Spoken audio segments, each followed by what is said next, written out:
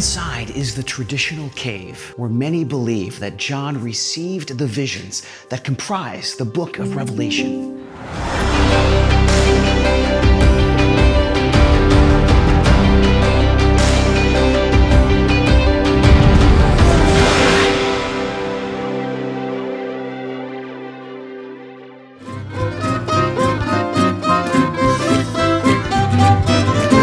During the time of John, that is the late 1st century, the main city on the island of Patmos was located in the center of the island. It surrounded the large eastern harbor known today as Scala. An ancient mule path, now this paved road, connected the harbor to the city of Patmos, also known as Hora. Today, the island of Patmos is filled with whitewashed houses, shops, chapels, and churches. It's everything you would expect out of a classic Greek island.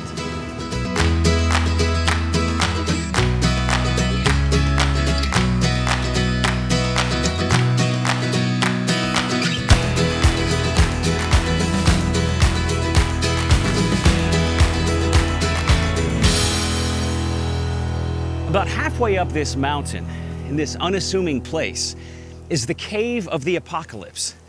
This structure covers a cave where, according to early church tradition, is the place where John spent much of his time here at Patmos in exile.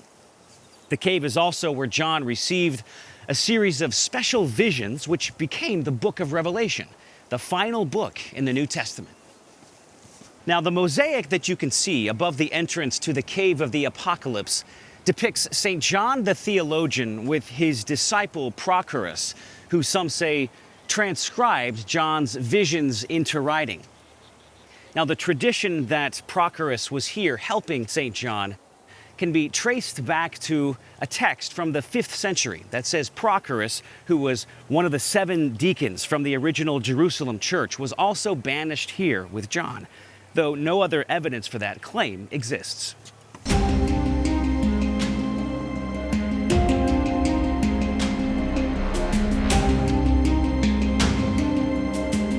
Inside is the traditional cave where many believe that John received the visions that comprise the book of Revelation. Now, the cave was reestablished in 1088 when a monk named Christodoulos received special permission by the Byzantine emperor to transform the pilgrimage site into a sacred place for the Orthodox Church.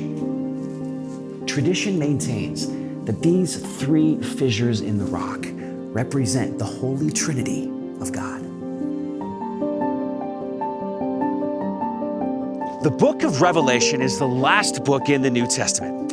It's filled with metaphors and mysteries related to future events. The imagery and predictions in Revelation are rather strange, so scholars have a variety of theories as to what they really mean and when they'll be fulfilled.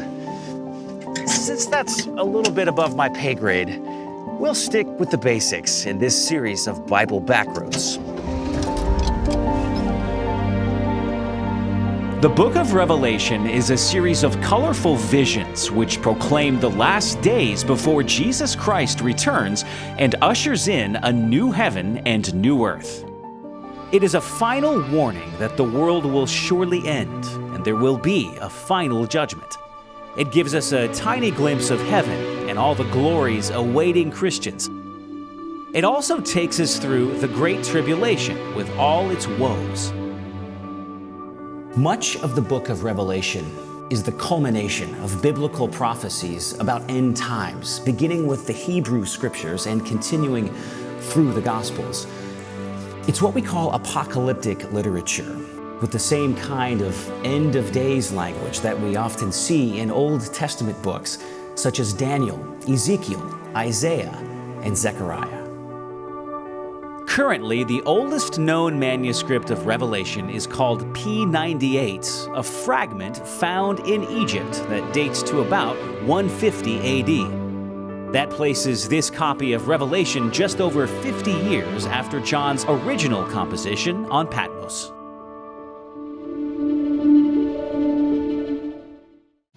Oh, hi. It's TV's Dave Stotts, and I'm here to tell you to hit the thing and make sure you ring the thing for more of drive-through history, because that's what we all need.